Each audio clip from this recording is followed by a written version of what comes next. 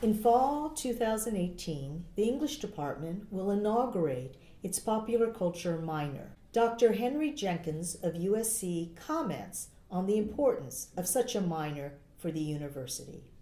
Well, popular culture speaks to such a large number of young people. It is a way into talking about a range of issues. Right now, I'm really preoccupied with the connection of pop culture to politics, but it also is central for thinking about identity, whether we're talking about race or gender.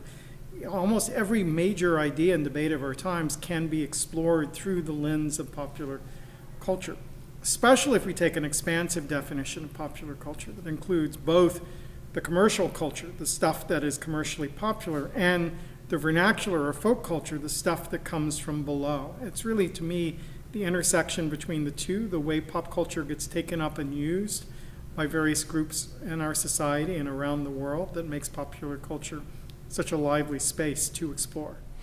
Well, the humanities and the discipline of English has a long tradition of studying popular culture critically, and really our department's no exception. I mean, we have faculty who are experts in popular genres like children's literature and science fiction and detective fiction.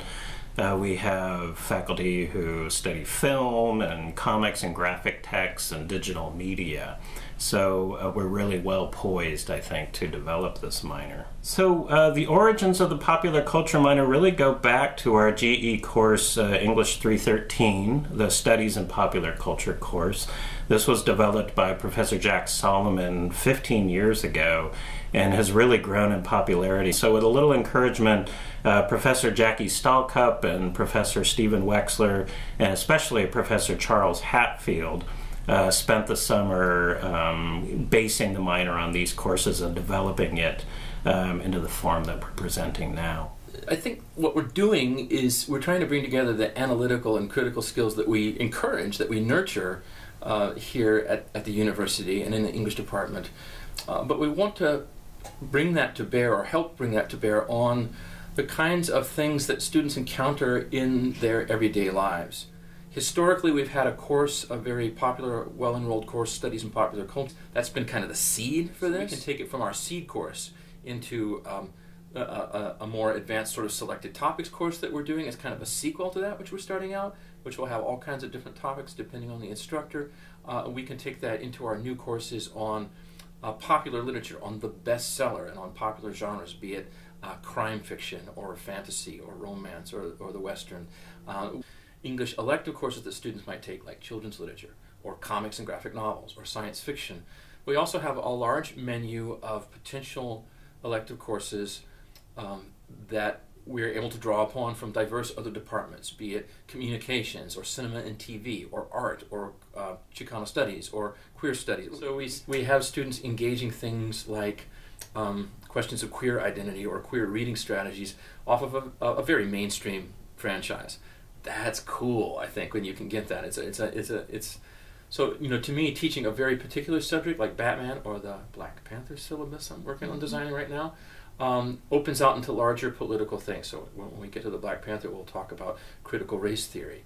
We'll talk about African American studies. We'll talk about black nationalism. We'll talk about obviously histories of racism and politics of race in America, as well as decolonizing Africa. We've seen it, that studying popular culture gives students a very special opportunity to gain experience speaking, presenting, sifting through ideas, engaging in public discussion, sometimes public argument, doing that with the popular culture materials that they have come to know, and delivering those arguments and those ideas and those claims to their peers, their fellow students, fellow scholars. It's exciting to see. It's exciting to see when an event like our Politics and Popular Culture conference, or unconference as we called it, takes place under the leadership of students, with students presenting and talking to one another,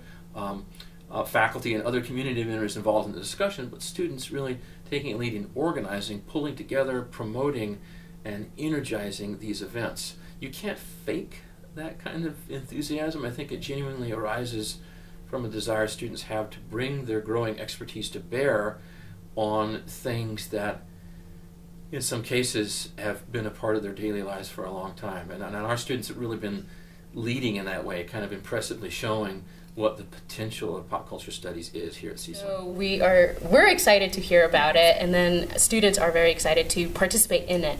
Yeah, they seem very enthusiastic. And when Henry Jenkins was giving his talk in the planetarium, some undergraduates were coming by and they were like, we didn't know we could study pop culture in college. And so it was drawing them in even to be more attracted to CSUN as an option. That's the very cool thing about popular culture. It seeps and we're very aware of it, but we all have different angles to it. Yeah. And so it's just hearing that and already being on a similar playing field. And so you understand, and then you're like, oh, okay, I never saw it that way before. And so it's just a very exciting time. And so people have been carrying on the conversations with the events that we've been having and then thinking about the minor. And it's an opportunity for them to practice some of the things that we do in literary text and use that for popular culture. So I think it's a very cool thing. Yeah, and I think it's practicing critical thinking and analytical skills of popular cultural texts that they might otherwise go and see and not have those conversations about. I think the state universities have historically been closer to the ground in terms of working with students who are engaged in the culture as it's experienced by everyday people, right? So I think this is a language, this is the vernacular language of the generation that is entering college right now. When we think politically, we interviewed more than 200 young activists for our book, By Any Media Necessary, and we found that most of them thought that the language of politics was exclusionary and repulsive, that they felt locked out of the language of politics. But when they look for a way to express their desires for change, for justice, for inclusion, for dignity and respect, they turn toward the language of popular culture. It's the three-finger salute from Hunger Games. It's the Dumbledore's army from Harry Potter. It's the Na'vi from Avatar. It's Superman as an immigrant. These kinds of narratives are ones that young people understand, and it speaks to them in a powerful way. So a state institution which is trying to be education for everyone, that is trying to embrace a mission to ensure that we have access to the knowledge and languages we need for democratic participation, has an obligation to teach the languages of vernacular culture, engage people where they live and where they think. And that's an important part, I would say, of the mission of a state university.